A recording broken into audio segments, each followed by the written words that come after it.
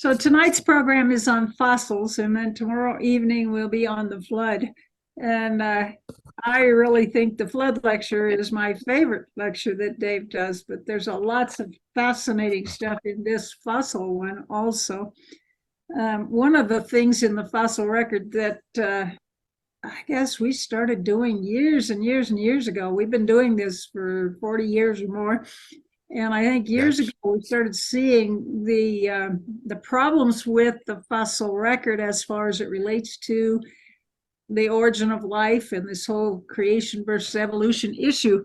But one of the things that that really stood out to us was how do they get the pictures that you see in the museums and the textbooks and so on, and so we will be talking about that tonight, the role of the artist in fossil reconstruction. Mm-hmm.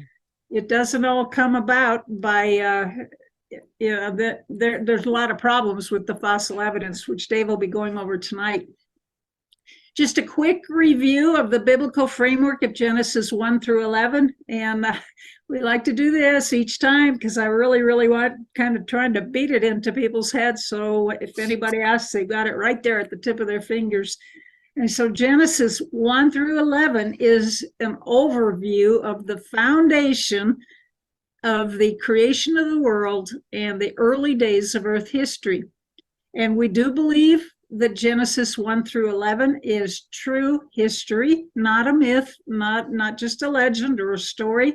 We believe that it was written by God and by him transmitting the things to Moses. And Moses may have used, we believe, some written records that were handed down through the generations and then compiling them together under the direction of the Holy Spirit. And so that's kind of how we look at Genesis.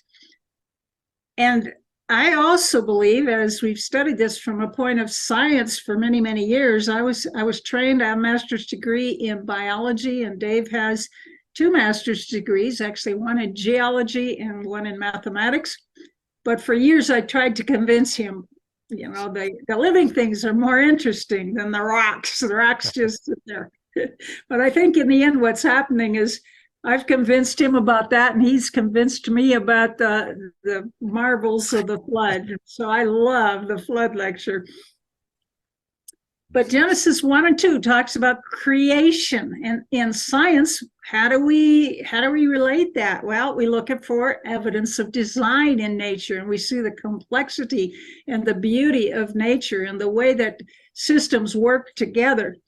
And then we go to Genesis, and at the end of the creation period, it was all very good.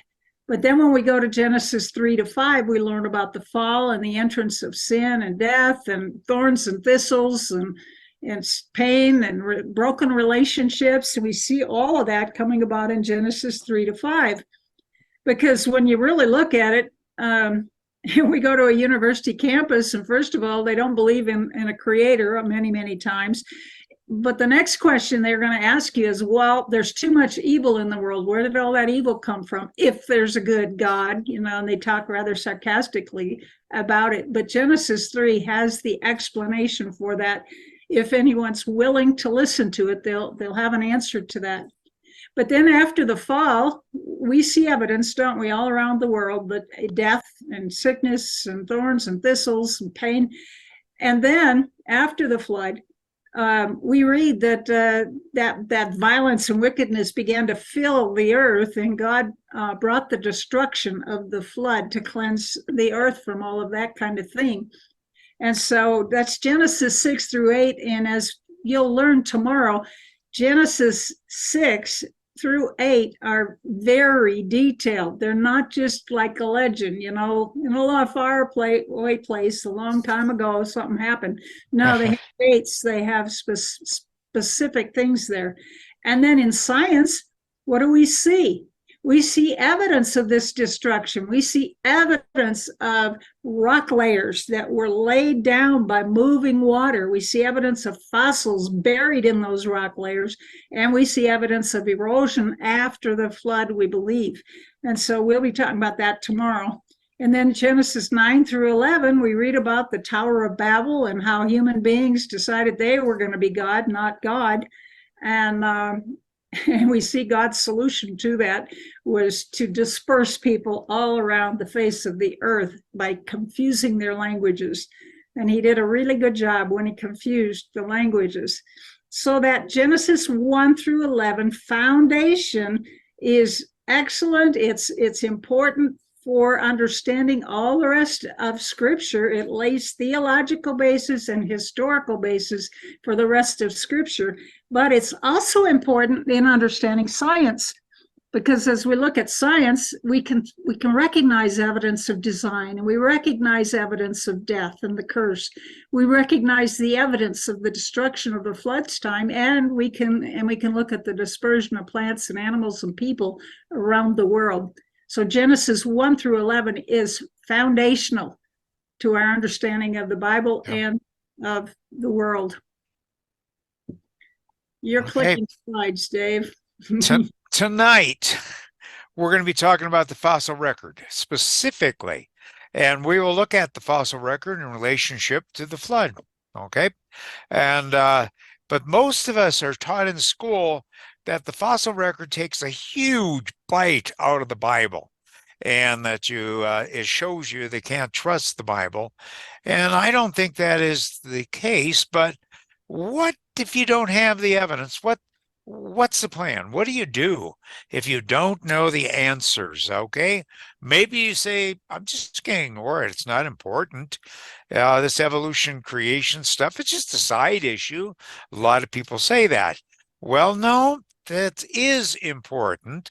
70 to 85% of the young people who start out from evangelical church homes end up leaving the church by the time they're out of college. And so the number one reason the students give for rejecting the gospel is evolution. And so I say you can't ignore it. This is a very big issue right now.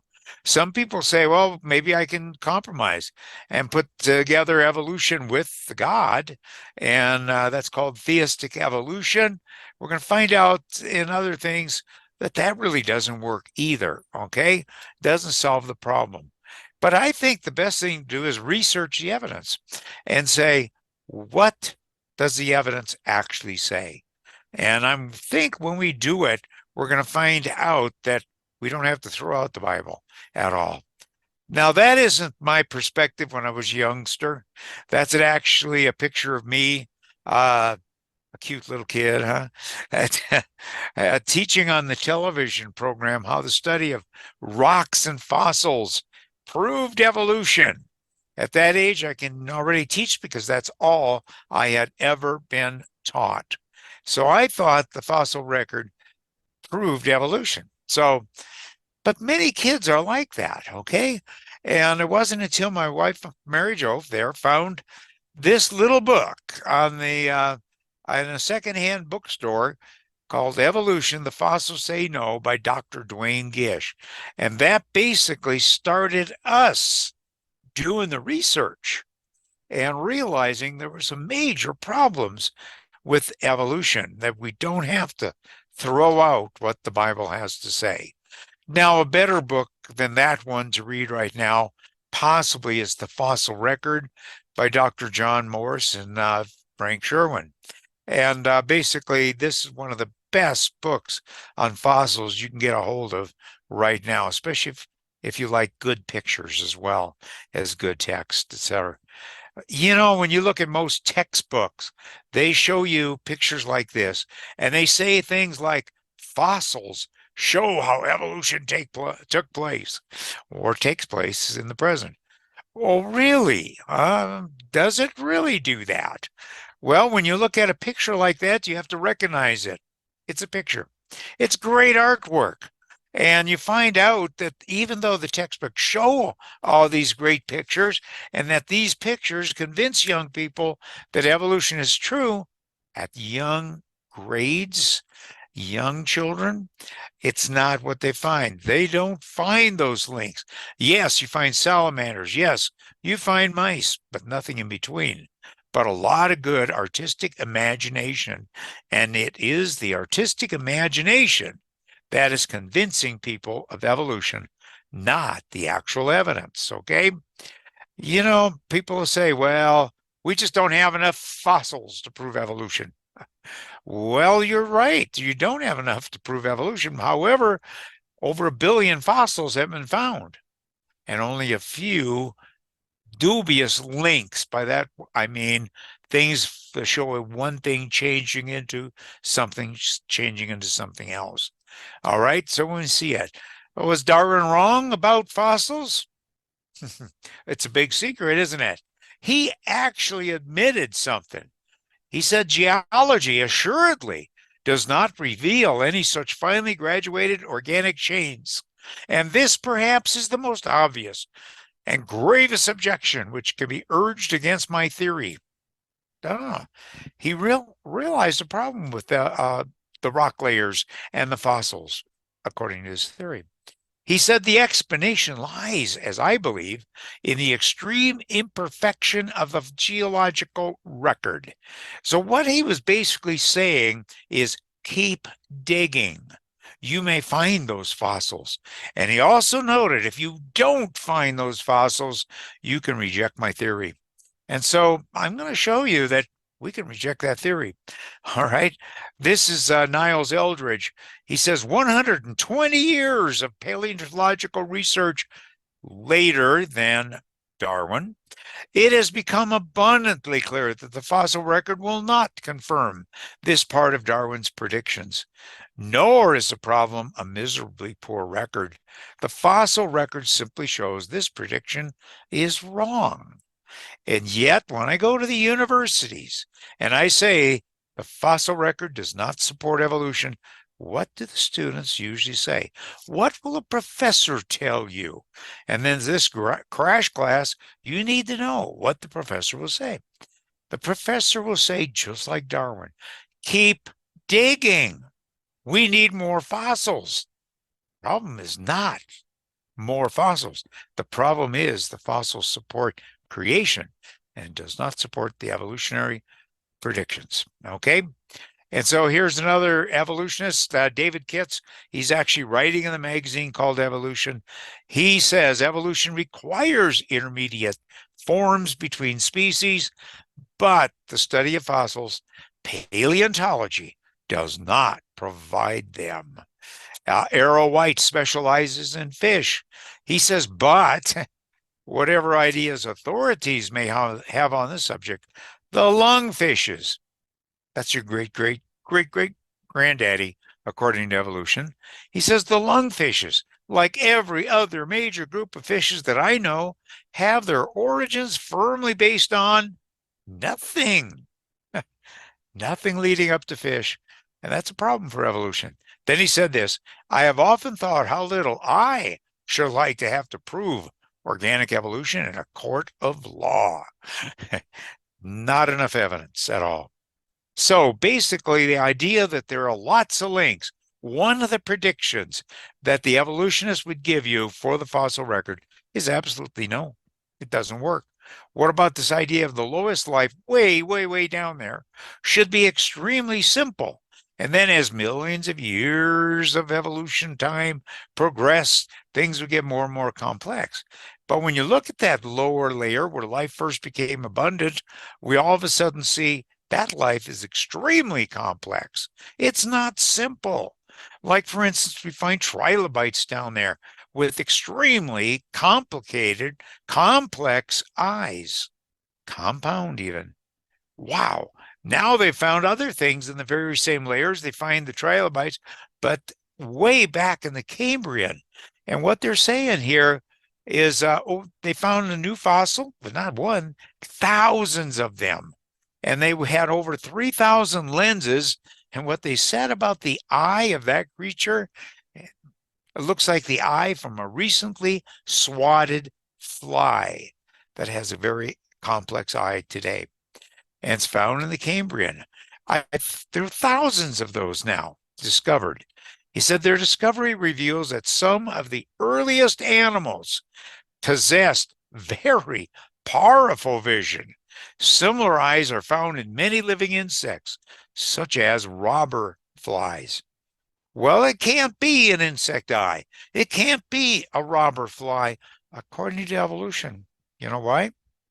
Because according to evolution, eyes, well, insects hadn't yet evolved for another couple 100 million years. But I think the evidence indicates that that looks just like a robber fly eye. I think it looks like an insect fly eye. Law is life simple?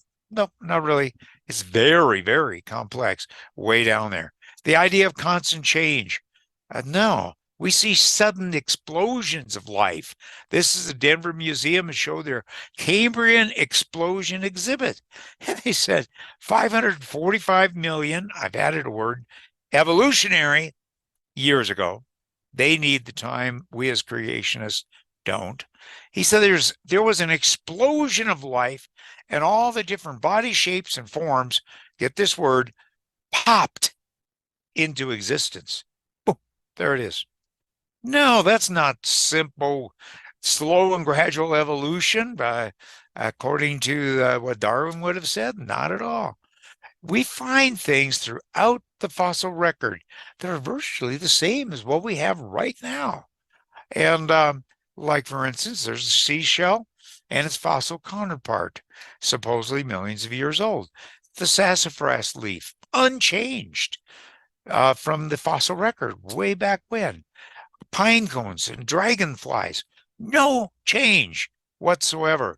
And supposedly 140 million years of evolutionary history, no change.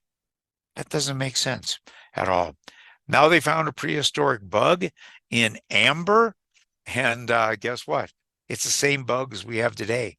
No difference whatsoever. If you study fossil insects, it's like studying what we have living today in the insect world. So that doesn't support evolution. Now, things are staying put, in other words. Here's the Denver Museum. They say the first sharks evolved 450 million evolutionary years ago. And then they say sharks have changed very little over the years. No, that amount of time you should see more change if evolution is true. Now they found at one point it was a living shark, and they realized, wait, this is unchanged from its fossil counterpart, supposedly 450 million evolutionary years ago. No change. I say no evolution. Okay. Fish have been found clear down in the Cambrian, and they had advanced eyes, they were vertebrate, blood vessels, gills, digestive system, muscular swimming. In other words, it was a fish. Okay. And again, extreme complexity in the layers below. The coelacanth was thought to have been extinct 65 million years ago. But guess what? They have now found living coelacanths, and the living coelacanths are supposedly just exactly like the fossil counterpart from over 400 million years old. When you find a woodpecker in the fossil record, it's a woodpecker, and you don't have to imagine a feather. You can see it. They are preserved in fine sediments that we find in the rock layer. Over 1,000 bats have been found, fossil bats. Not one is intermediate, showing how they came on the scene. Okay, fossil hummingbirds, again, same as what they find in the living record. I like what they say here. The amazing thing about this fossil is that it's essentially a modern hummingbird. The researcher says, my mind is a little blown. Then I like this part, where the whole hovering tribe of hummingbirds came from remains up in the air. I like their human. Now they found a lizard in amber. Guess what? We know exactly what species it is because we have the same one today. Okay, so constant change doesn't look like it. Nope. Lots of links. Nope. Lowest life. Nope. Constant change. No. Every one of the predictions you would make if you're an evolutionist would be an absolute no going on here.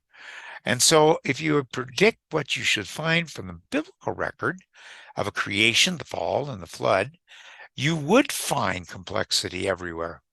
You would find things staying put and distinct kinds, because God said in the scripture, he created things after their own kind, not one kind changing into another kind.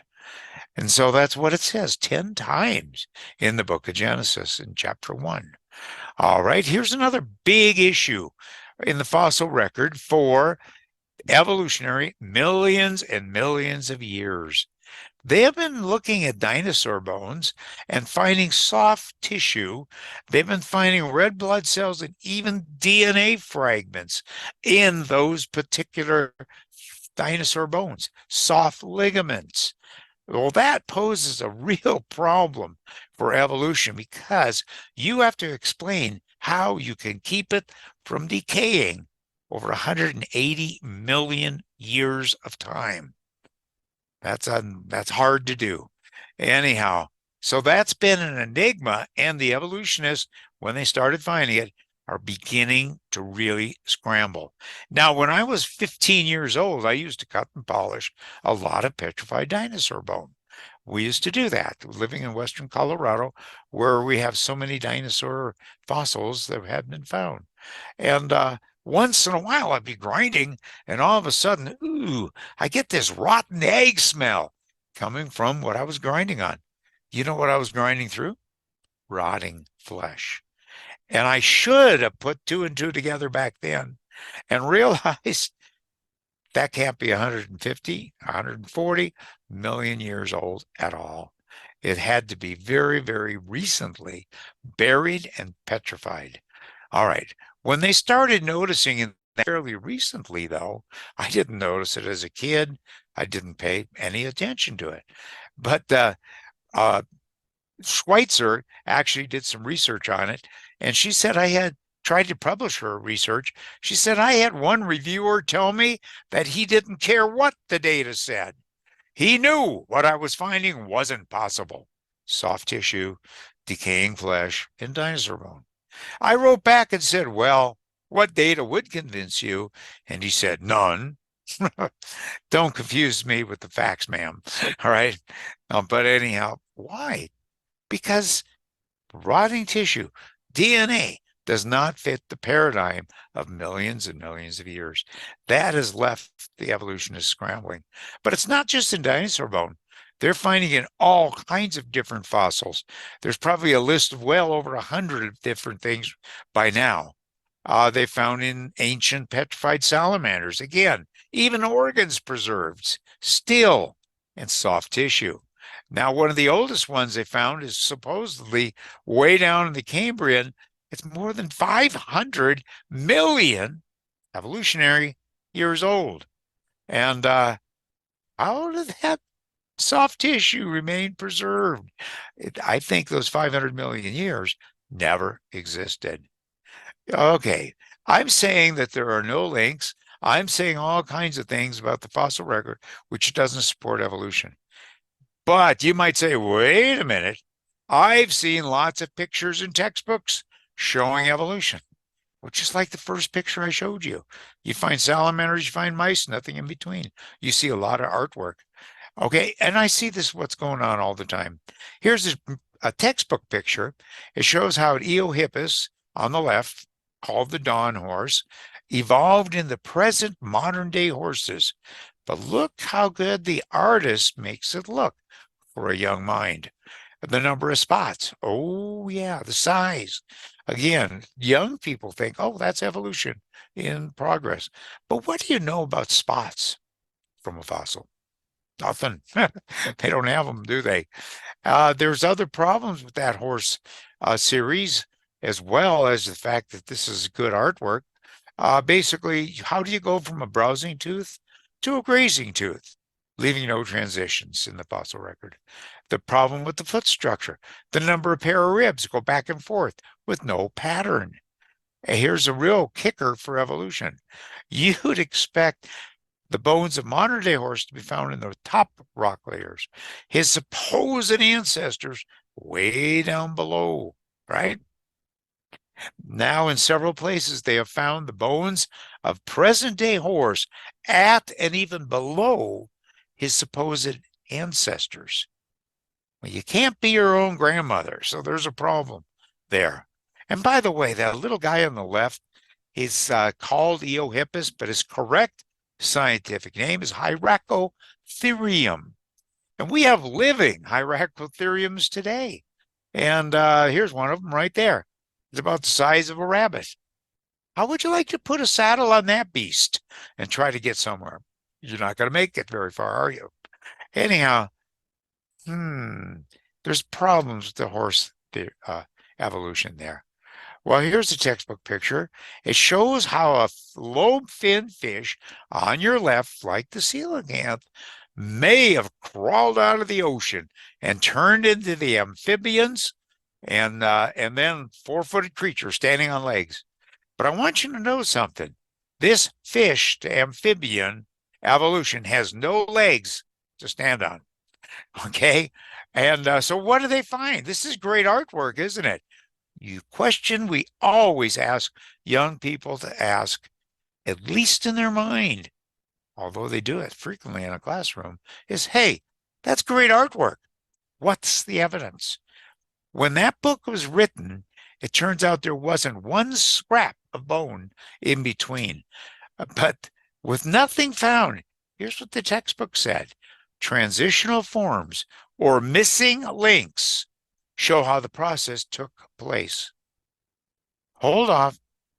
How can something missing that has never been found show anything? And this is something we need to point out to the younger audiences.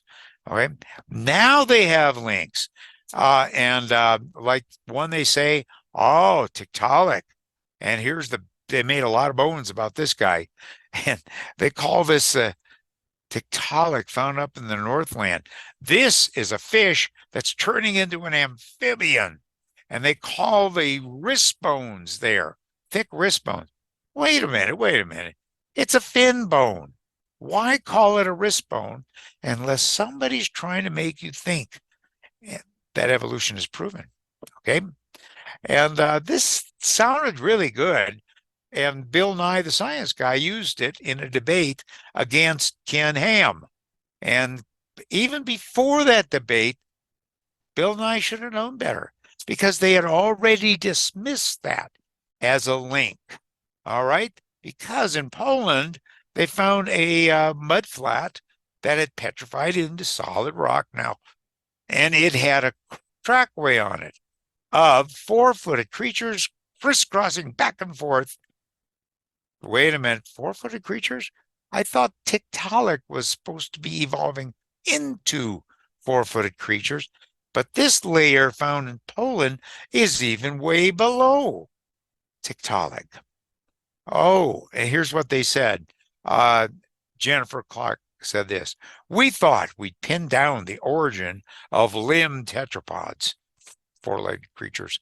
We have to rethink the whole thing. And that was in 2010. All right. You might pick up a textbook and see pictures of how whales evolved from dog-like creatures. You say that's ludicrous, crazy. That's what's being taught today. This is right out of NOAA from the government, grade 4, unit 4. So what I'm saying is evolution is being taught at very, very, very young ages. And they'll show you how that dog-like creature eventually turned into a whale. It sounds good, but ask the question, what's the evidence? Okay, here's a museum display, and it shows that dog-like creature. And it's interesting. Wow, that's what they found, right? No, ask the question, what's the evidence? What is the evidence for that entire creature that was put in the museum exhibit and textbook exhibits? It says, all you find, hold on, is only what you see in that picture. They didn't find any other bones, only pieces of the jaw, a couple of teeth, and from that, they got that creature. Wait a minute, that's not enough evidence to get that great picture of that dog-like creature. So remember, What's the evidence? A very important question to ask, isn't it? Okay, that was the first one in the line. The second one in the line is Pakicetus. This is found as a picture on the front cover of Science magazine in 1983. And you look at that picture and you should say, huh, here is a land animal that's supposedly evolving into a whale. Hey, what's the evidence for that, huh? I don't care if it is on the front cover of Science magazine. What's the evidence? Well, not much. All they found were two small parts of a bone, one at the back of the head, one piece of jaw, and a couple teeth. That was it. Nothing else. No legs, no backbone or tail. How can that prove a whale walked? It didn't have any legs. So evolution, again, doesn't have a leg to stand on there. So basically, Pakicetus, all right, not very good. Now they have more bones for Pakicetus, and they think this might be what he looked like. Okay, so my question is, which is the proper one? The 1983 model or the 2004 model? Again, artwork. Ask the question, what's the evidence? Oh, wow, look at this one, Ambulocetus. What's the evidence for the great artwork that you're seeing there? Oh, you say, there it is. They show you the whole skeleton. But you still have to ask, what's the evidence? It turns out that beautiful skull they show you and that whole skeleton, they didn't find hardly any of that at all. Some of it, but not much. All right. So this is what was going to take the big bite out of the Bible. Well, they show you a nice skull, but most people don't realize it. When this goes in museums, it looks like that. This is Ambulocetus, but they didn't find the whole skull. No, they didn't. And so all the models being sent out is fraudulent, I believe. Well, here's what they did find. You see the parts that are dark in color? That's what they found. All the silver gray type stuff, notice it from the snout all the way down to the teeth. I think they have one tooth in there that was actually found, or a couple. And then look at this, the shoulder blade, the neck bones. They didn't find that at all. And so for Ambulocetus, that's not much evidence, is it? And especially to prove that it was a whale-like creature. How would you distinguish a whale-like creature? Usually it's the blowhole. Well, guess what? The part that would have the blowhole right up here is missing. They didn't find it. And that was finally admitted by some of the people that were actually doing the research here. Hans Thwyssen mentioned it. And you can see that on a video tape that was made with him admitting that he didn't find the needed information. Well, a lot of people will say, oh, well, we know evolution of whales is true from land animals because we have these little bones that are circled there in red, and those are leftover legs from when they used to walk on land, and then eventually lost those legs, evolved into the whale. But guess what? Researchers in 2014, according to the article, says researchers turn a long accepted evolutionary assumption on its head. The assumption those are leftover legs? No. Well, they're now showing they weren't legs. They are very important in the reproductive cycle. And so basically, wow, that was everybody used to talk about vestigial legs or leftover legs. No. How many have heard that dinosaurs evolved from birds? Evolved from birds. Well, that's what you see. National Geographic was pushing it. You go to most museums, they show you feathery dinosaurs. Well, I don't care if there are feathered dinosaurs. I wouldn't care that. But I'm not going to put feathers on them unless they really show it. Okay. But the assumption is because of birds and dinosaurs having certain similar structures, they said, oh, dinosaurs must have evolved into birds. And so they put the picture like this on the front cover. And then inside you see another flying dinosaur. Well, guess what? They say when they point to the fossil, the black material, those are feathers. Well, guess what? That's a stretch of imagination. You do not have to imagine a feathers. Feathers are preserved in the fossil record. And but turns out this thing hit the trash. Even though National Geographic said this is proof for evolution, turned out it was fraudulent. And in fact, there's an article that came out a little bit later that scientists dispute the missing link fossil. Later, they showed that this fossil was put together from 5 different fossils put together to make it look like an evolutionary link. Just fraudulent. And it was sold to a museum for probably lots of money from somebody in China. And again, pretty soon other things began falling out of the sky too.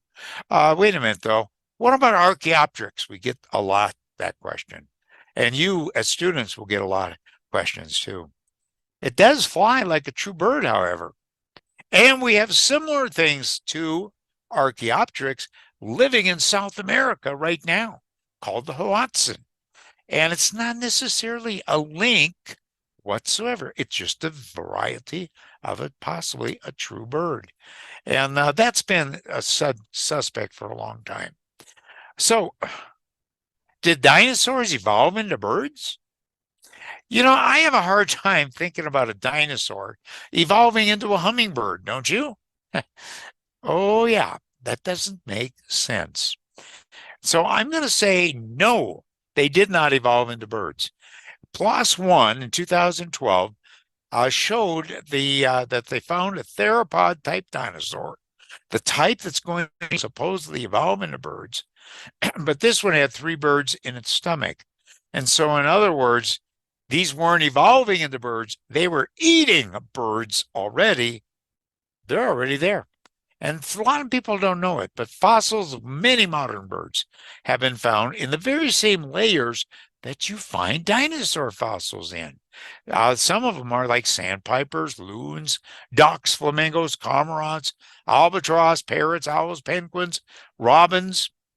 And then they also found a bunch of mammals too, and other things like opossums, hedgehogs, boa constrictors, salamanders, lizards, crayfish, lobster, mayflies, all found in dinosaur layers. Now, when you go to the museums, they would show you that these other things hadn't evolved yet. But when you're finding them in the same layers with dinosaur, that casts some doubt on the evolutionary progression that we always hear.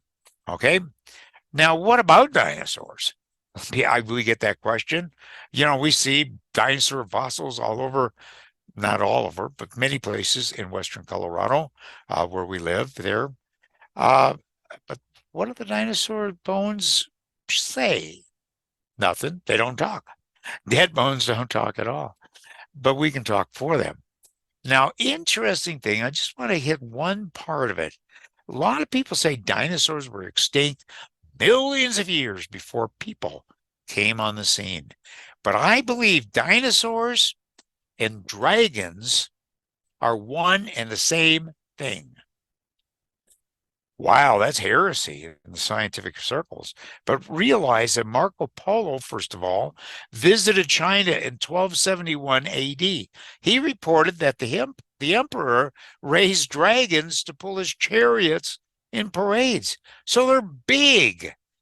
And what does the word dragon really mean? Large reptile.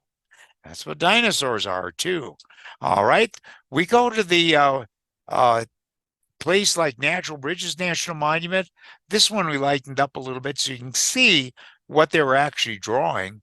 It's a sauropod dinosaur. And that's some of the ancient Indians actually carved on the rock, the Native Americans there. This is in Havasu Canyon in Arizona. That particular creature is a dinosaur, and it looks exactly like Trachodon. And so we have that in the museum exhibits too. I think people saw him back then. This is an Asian collection, 1400 AD. Okay, what is that clay figurine?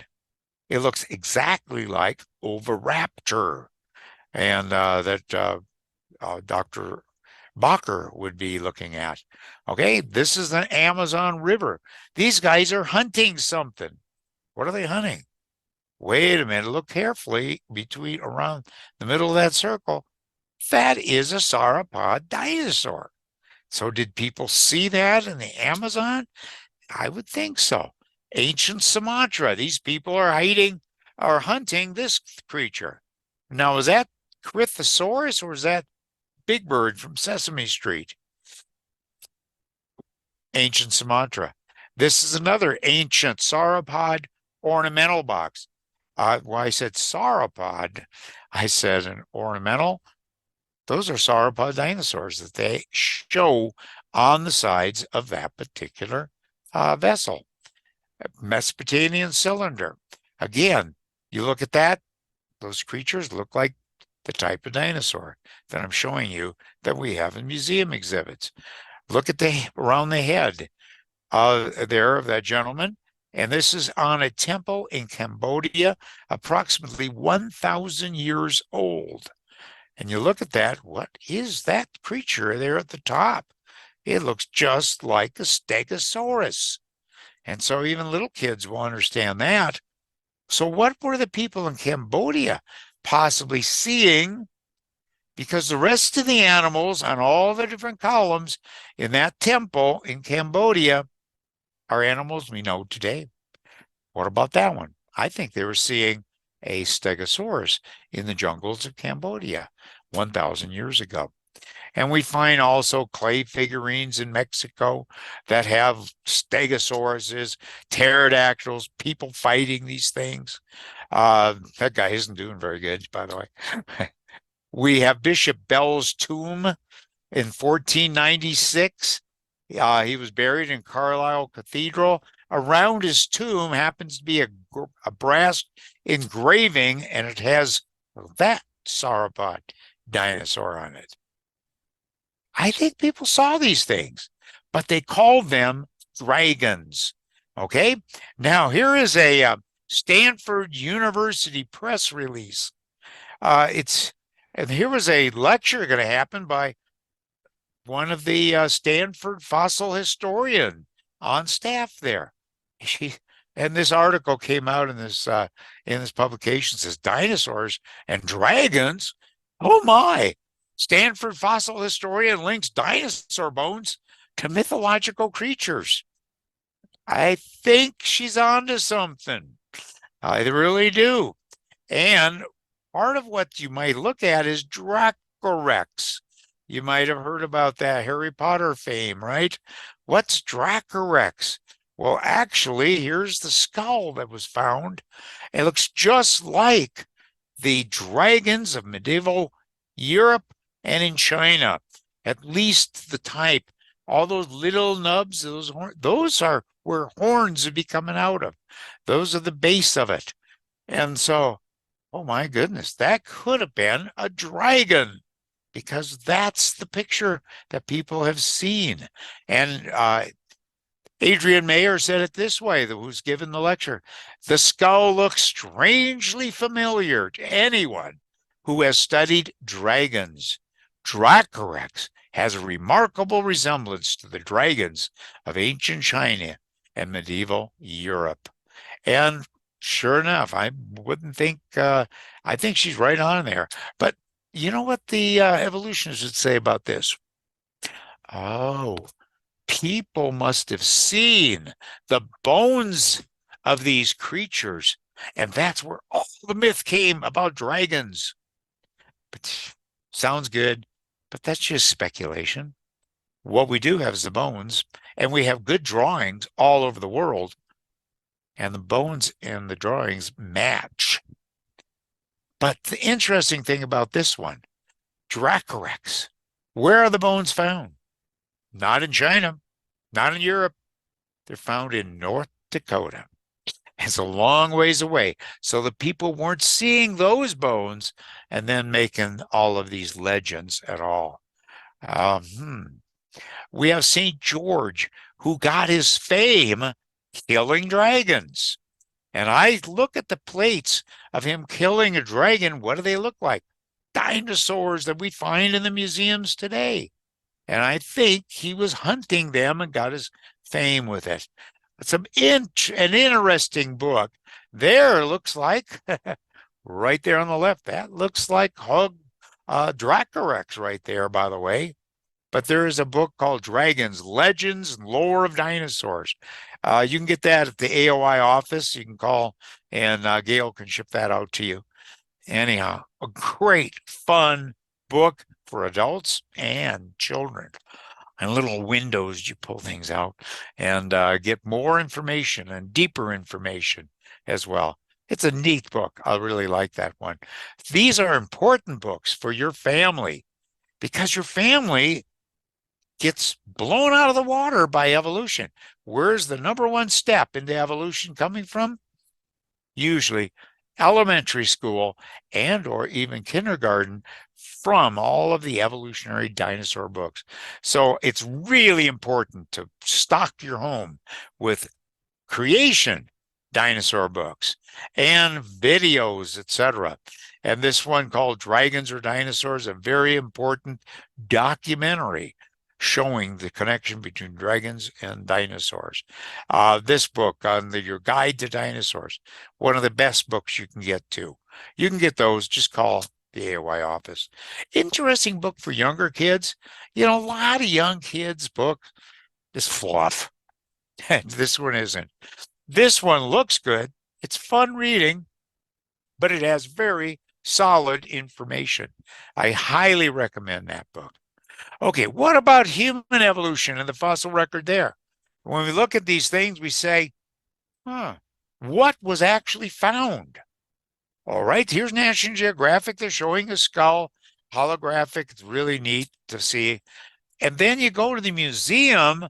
What do you see? Uncle Harry himself teaching you evolution, that people evolved from ape-like creatures. But when you see a museum exhibit like that, you say, what's the evidence? Pick up a textbook. You see this lineup all the way from monkeys swinging from their arms from a tree all the way to humans. And you say, wow, is that what they found? No, you ask the question, what's the evidence? And that's not evidence. That's great artwork. All right, so let's look at the guy in the lower left. All right, what's the evidence for that guy? Java Man. Okay, what's the evidence for him? You'd hope they'd have the whole skeleton to get that kind of drawing, but no, they didn't. All they had was a skull cap, just the top of the head, nothing else, no other bones. And from that, they got his whole picture and whether or not he was using tools, etc. Is that enough evidence to get that picture? No. And kids need to be exposed to this to realize what they see in the museum exhibit, in the textbooks, is great artwork. And if they're not careful, they're going to be taken captive by evolutionary philosophy. Okay, second grade book. I'm talking, they're teaching this stuff in even elementary school. Second grade book. Oh, wow. A second grader looking at that book should say, ooh, great artwork. What's the evidence for it? Turns out the only evidence they had at the time that book was written are two small pieces of a jaw, nothing else. And from that, they got Mr. Ramapithecus and then his family in there as well. Then they made the claim in the book, the bones have been found in many places in Africa. Africa was mankind's first home. Guess what? No, when they found that book, they only found those two, or when they made that book, they only had two small fragments of a jaw. Now they have more bones. Guess what? They said Rhamphithecus was nothing but an ape. Okay? Nothing but an ape. This appeared in newspapers in 1922 in Nebraska. And when you look at that picture, they should have asked, hey, what's the evidence for that? Well, it turns out the only evidence they had for that entire scene was one single tooth. I like to say one tooth. The whole tooth but nothing but the tooth. And that's it. It turns out that that tooth didn't even belong to a man or an ape. It belonged to a pig. So do scientists make mistakes? Yes. And you need to ask the question, what's the evidence? Not just accept the artistic renditions. Piltdown Man, another good artistic rendition. But this one was actually a deliberate hoax, as near as we can piece together. Somebody took the jaw of an ape, filed down the teeth, put it together with the skull of a modern man, and then hid it for a scientist to find. Of course, they put some kind of a dye on it to make it look the same. And sure enough, they found it and they came up with that picture of Piltdown Man. But now they realize it was a hoax. But it took them 20, 30 years to figure out it was a hoax. So they took it out of the textbooks, right? Wrong. This was still in textbooks for another 50, 60, 70 years. And even just recently, still in some museums. Hard to get something out of textbooks and museums once you get it in there. Okay, again, deliberate trick, a hoax, not a link at all. You go to the museums, you find reconstructions of Lucy. When Dr. Johansson first reported this, called it Lucy, and he found about 40% of a skeleton. And then he showed a knee joint. Well, it turns out the knee joint isn't found with the rest of the skeleton. It was found approximately 2 to 3 miles away. And that's where he got his idea that Lucy walked upright at first. And there are many things wrong with Lucy, and the French Academy of Sciences said she should be removed from our evolutionary tree, okay, as if evolution was true. But notice, when you look at that skeleton, there are no hands, there are no feet, and no face. But when you go to the museum exhibits, what do you see? Gorgeous face for Lucy, even telling you what color hair she had, and hands and feet, etc., put in a pose that'll look like that could be a possible ancestor. And but really, it was nothing but an ape-like creature. All right. They're putting together things from several pieces frequently as well. According to this particular magazine or this article in a textbook, Tim White made this reconstruction of an Afarensis skull. That's Lucy and friends, using parts of not one, not two, several individuals. But they're pieces from several individuals put together as if they go together? That's a problem. This is a composite. We have to watch out for composites as well.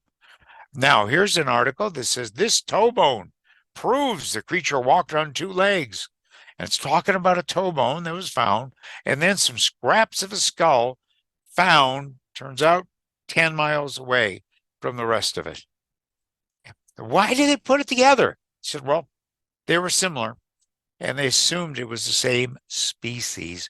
And Dr. Johansson, who did it himself, putting things together with the knee joint 2 miles to 3 miles away from the rest of the skeleton, doesn't like it when somebody else does it.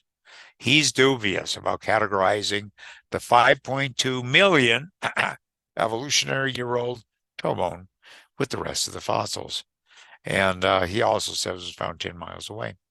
And so basically, they're putting things together. Piece here, piece over here.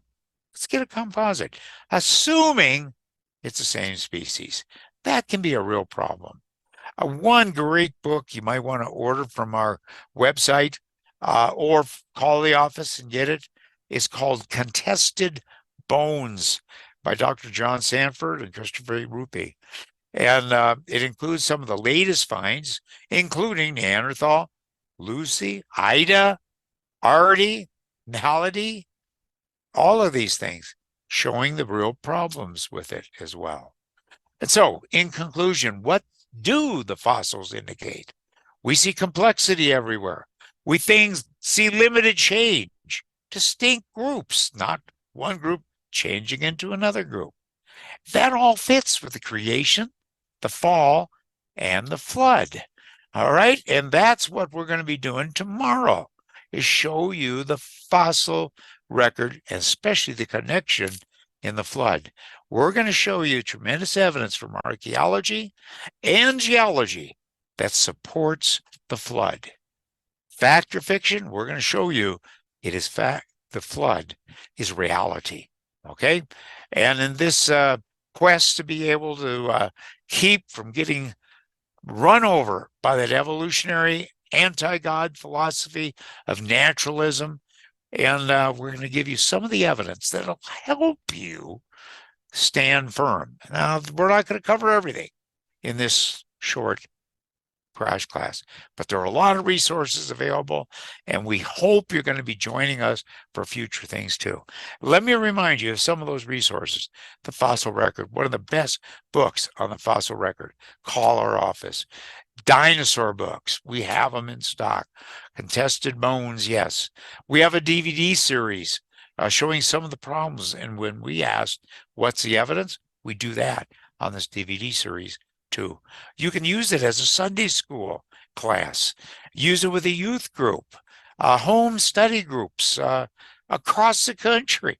We had somebody use it in China, and he did the translation, of course, but basically used it in a Bible study over there in China. And so we're offering 12 sessions on DVDs, including a 75-page full-color study guide, 8.5 by 11, big thing. And it's only $35 for all of that. So we're hoping this will be a very important resource for you.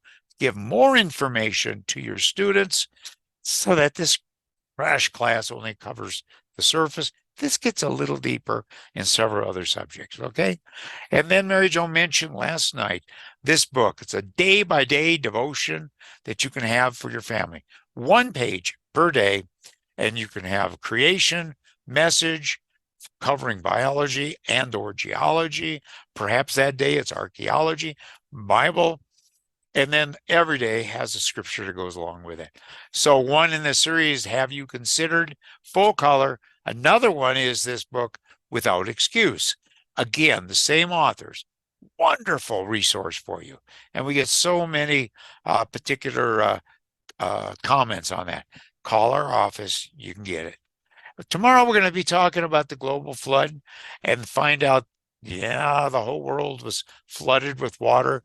There's a couple good books on that one too. You might want to avail yourself. And I want to show you one other thing, a big resource that makes it fun for even people that you may say, they'll never listen to a book, to a DVD. They'll never come to any programs, but maybe they'd come to a Costa Rica tour, Costa Rican creation tour, or maybe our Yellowstone creation tour. Okay, you see the dates for our ones in Costa Rica? We really encourage some of you to come to some of these tours. February 25, March 5. Wonderful place to learn about creation, design in Costa Rica. It's all over around that country. And we love giving tours down there. And that's why we do it, because there's so much wonderful creation evidence. We love giving tours to Yellowstone Park, and it's for your whole family. And that's in the neighborhood of $300 per person. Includes lodging, food, bus tour, everything, including all the instruction. And we try to keep the prices down so that you can afford it, okay? And so that's this particular tour. And we've got one coming up in the probably June, and one or two in August and the 1st of September. Okay, this is our website here. We hope you visit it and get more information about everything we talked about so far tonight. And of course, when you get there, we encourage people to donate to the Ministry of Alpha Omega Institute. We've got a lot going on, and we have great ideas, great program and goals set forth. but it needs funding. And so the donate button would help you donate online if you want. And basically, we encourage you to do that. AOI discovercreation.org. Okay, the bottom line is this: evidence supports creation, not evolution. But we're not worshiping the evidence. We hope that this crash class and the evidence we present and the resources will help you discover creation, but even better than that, worship the Creator God who created it all. I guess my question for you is what you're going to do with this information. I hope you pass it on. I hope you'll encourage people to come and watch the replays as well, and that this information will be jump, jump, jump, so we can get a lot more young people fortified so they're not taken captive by evolution or run over by that evolutionary semi truck.